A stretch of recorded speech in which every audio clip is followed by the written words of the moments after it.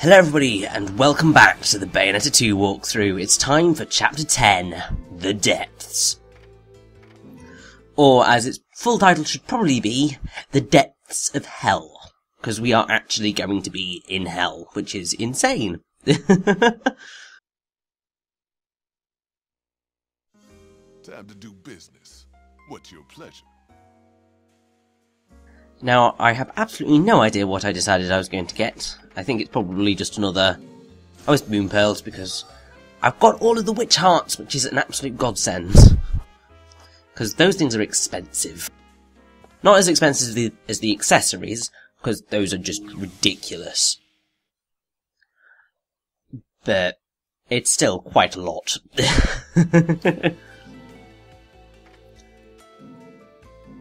And I think this is the point where I'm going to start using... Oh, I'm actually going to try and use Takemi Kazuchi? Maybe? I don't know. Thought, show it off. Because basically it's just a really slow hammer. Has a wonderful kind of electric charge move thing. And it is really powerful if you can actually physically use it, but as I said, it's really slow. So, you've got to be good to make the best use out of it. Because otherwise your combo score is going to be really small.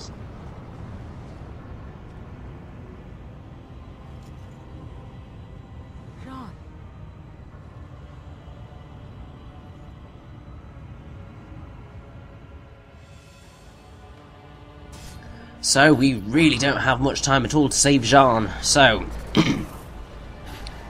Even though we don't really have that much time, it's time to head into a Muspelheim, which is our first verse of the chapter. Now, I will say that Chapter 10 is one of the longish verses chapters. No idea why I keep messing them up, but it is one of the longer ones. Certainly not the longest, but... There's a lot going on, and you meet a lot of new demons in this chapter. Well, I mean, considering you're in hell, where demons reside, it's hardly surprising. Having said that, there are some rather evil moments throughout, which is just... ugh. Also, Bayonetta 2, when you can't use Witch Time, is really, really difficult. Because, as I said, the game is ridiculously fast.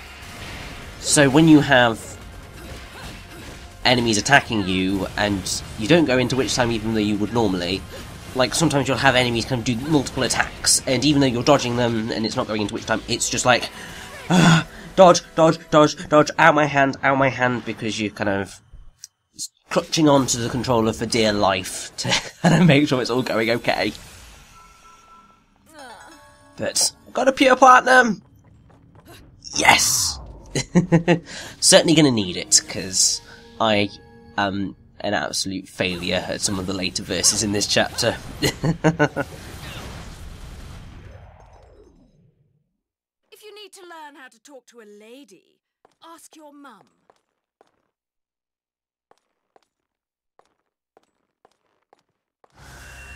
But having come out of that, it's time to get this journal echo and do... it's about like 2 minutes, because we've got Overseer of Inferno, but we've also got, I think it's Taboo, which we got the other time. So, every once in a while you find someone either brave or stupid enough to pick a fight with angels and demons. A word of advice: save the epic battles for video games. Meet one of these monsters for real, and the only smart choice is to run. If you have a death wish, I won't try and stop you, but at least make sure to arm yourself with the proper weaponry. Everyday guns and knives are nothing more than a minor irritation to these beings. They won't even leave a scratch. You need something with a lot more bite. How does one acquire such a weapon? As hard-working, upstanding citizens like you and I eke out our meagre existence, in a certain establishment these types of goods switch hands daily. Sequestered in the shadow of gaudy neon, this part bar, part armory makes its home in the dankest corner of the city, the gates of hell. The unremarkable facade opens into an equally unremarkable pub, but those who enter via a secret door will meet a weaponsmith without equal. This, however, is easier said than done. Even if you find the door, one look from the barkeep, and most don't make it past the threshold. And don't even think of trying to buy these articles with money. Remarkable weapons require something remarkable in payment, namely the glowing halos that crown angels or the metals that carry a demon's essence. The types of currency that, while sinister, are said to be treasures of incomparable beauty. If you're looking for a discount, the right brand of Japanese sake makes any deal more palatable. You should definitely go for it. And Inferno, the cruelest, most ruthless place in existence. Humans are said to end up in this hellish world upon meeting an untimely end. In Inferno, power controls everything. War between its demonic inhabitants is endless, and it isn't uncommon for a rank to quickly change hands. I've been picking up a thing or two about the place that this bar I've been frequenting. Recently, just like in our world, there are some strange things occurring, and the denizens are starting to get a little restless. The owner of this bar advised me to keep my distance. Told me it might not be a place where I can get by on my good looks alone. I have no idea what happened there. Like that place exists. Even if it did, it's not like I could find my way there, even if I wanted to.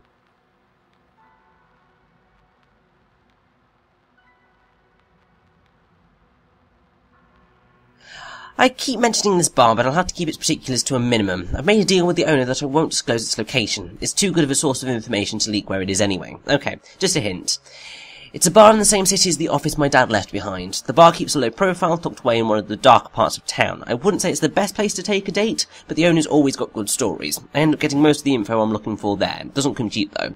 When you catch the bartender in a good mood, he'll tell you some strange tales. Worlds that are like something out of a kid's story to us. Paradiso, Inferno. He speaks about them with descriptions so realistic that you get lost in the story pretty easily, and before you know it, you've been listening to him the entire night. He's a strange guy, though. The few rare times I get to look past his sunglasses, those blood-stained, glowing red eyes, the gaze is so chilling I think it might freeze my very soul. He always says you won't find a nicer angel anywhere you look, but it seems like a run-of-the-mill demon joke. And it pretty much is.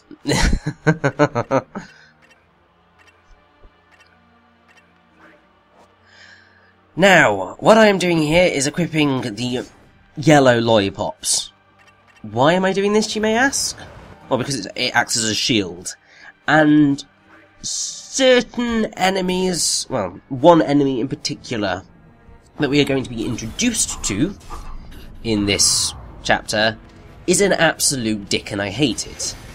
And so I'm going to cheese my way through it because I just cannot stand it at all. Anyway, verse 2 here is another one of those really evil verses where if you fall off the platform, you are screwed out of getting the medal for it, so make sure to stay on because it screwed me over so many times in recording. Like, I think I had to record the start of this chapter a good 2-3 times because I just fell off. It was rather depressing, I have to say. But there's more stuff to do. If you run over here, there is number and tears of blood just there. But don't worry, even though he flew off, we all get him on our run back, because he'll have his back to us at that point.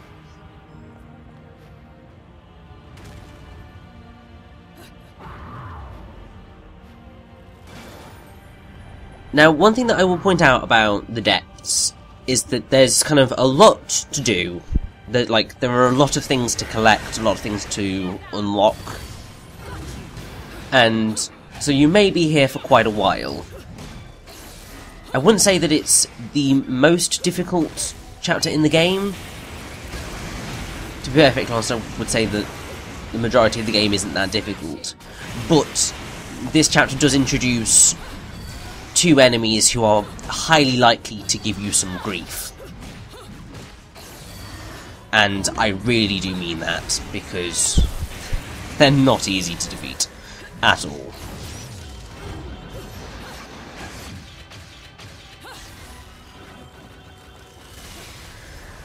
And I'll also say that I'm really not a fan of them.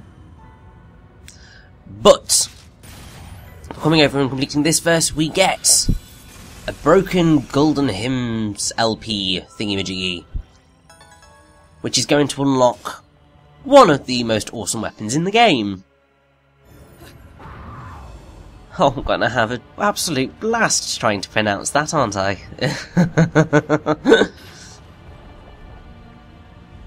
Now, I do find sort of the design for Hell really interesting, because well, I mean, the entire premise, I would assume, is like chaos. And I mean, you can sell that with the swirling tornado, the fact that you've got all these scolopendras flying everywhere. If you want to get a pure platinum on this first, you've got to dodge everything. You don't need to attack, so that's fine. But you've also got to make sure to, I think it's... well, there's going to be a boulder at one point that you're going to have to break through to get a broken witch heart. It's this fella right there. Gotta make sure you go past it, otherwise you're screwed. But if you manage to avoid that, get a pure platinum. It's a pretty easy one, but you will potentially easily get screwed over. And here! Hello, Phantasma Renee! Or Phantasmaranae, I don't know. But we get to take down one of our infernal demons. It's slightly depressing because, I mean, he's a really cool enemy, and he acts very similarly to, I think, Phantom in Devil May Cry, which is essentially where he comes from and what he is. But he's treated like a sort of normal enemy mini-boss. Which is slightly depressing, because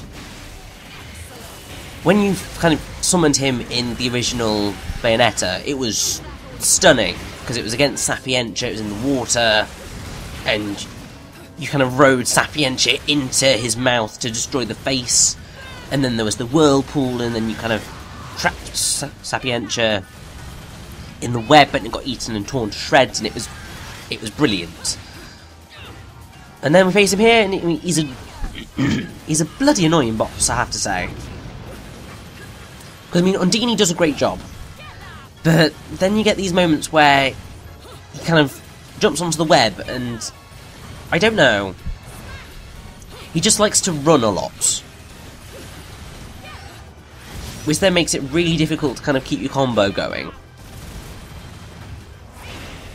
and just makes the fight last way longer than it feels like it should do. But then again, it feels like this should actually be a proper boss fight, not just some random standard appearance, which is just like, eh.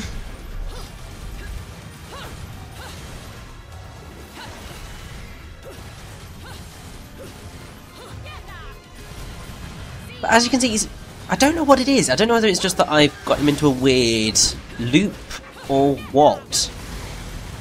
But yeah, and then he just kind of explodes, which is a bit... oh. I was expecting a little more from one of the best infernal demons in the last game. And you can probably see what I mean by at this point, that the game never quite manages to match up to that silly, giddy wonderfulness of the opening prologue. Because even when you're facing down infernal demons that you used in the last game, none of them ever match up to Gamora.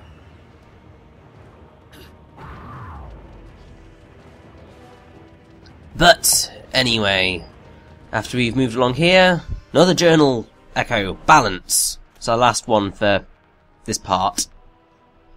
There is a balance that exists in all things. Finding it isn't the easiest thing in the world, but when you do, few things give you a better sense of accomplishment.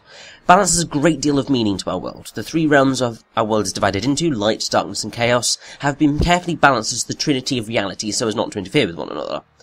Although we say the three realms, they originally existed as one. They split caused the balance between these worlds to sometimes be as delicate as walking across thin ice. If one realm were to eventually acquire power greater than the others, the balance of the three realms would easily fall into anarchy. There's some with the ability to travel to Purgatorio, the realm between realms, or use gates to travel back and forth between the different realms, sometimes causing chaos and confusion. Irresponsible use of this power can cause monumental problems for the Trinity. It can lead to wars between realms and devastating natural disasters. At least, if I'm to believe the words of a certain bartender I spoke been spending too much time with. Perhaps these natural disasters happening within realms are some sign that this collapse imbalance between the three realms is already underway. Which reminds me, there have been some unnatural occurrences happening to me as well that could only be explained by a crisis sweeping all realms of existence. Getting my coat stuck in the car door, getting turned down by 3 girls in the same week. What other reason could be at hand other than foul play of the Trinity of Realities? Typical.